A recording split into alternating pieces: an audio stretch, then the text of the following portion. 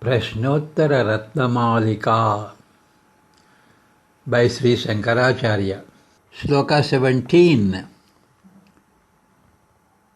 Kanthagatairyasyasubhihi kasya hyatma na shakyate jetum murkhasya shankitasya cha vishadino va krutagnasya. What kind of people cannot be reformed and put in the right course of life even by using force?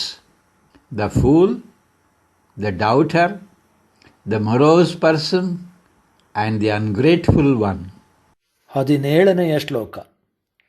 ಯಾವ ವಿಧದ ಜನರನ್ನು ಬಲಪ್ರಯೋಗ ಮಾಡಿಯಾದರೂ ಸಹ ಸನ್ಮಾರ್ಗಕ್ಕೆ ತರಲು ಹಾಗೂ ಸುಧಾರಣೆ ಮಾಡಲು ಸಾಧ್ಯವಿಲ್ಲ. ಮೂರ್ಖ, ಅಪನಂಬಿಕಸ್ಥ, ವಿಷಣ್ಣನಾದ ವ್ಯಕ್ತಿ ಮತ್ತು ಕೃತಜ್ಞನಾದವನು.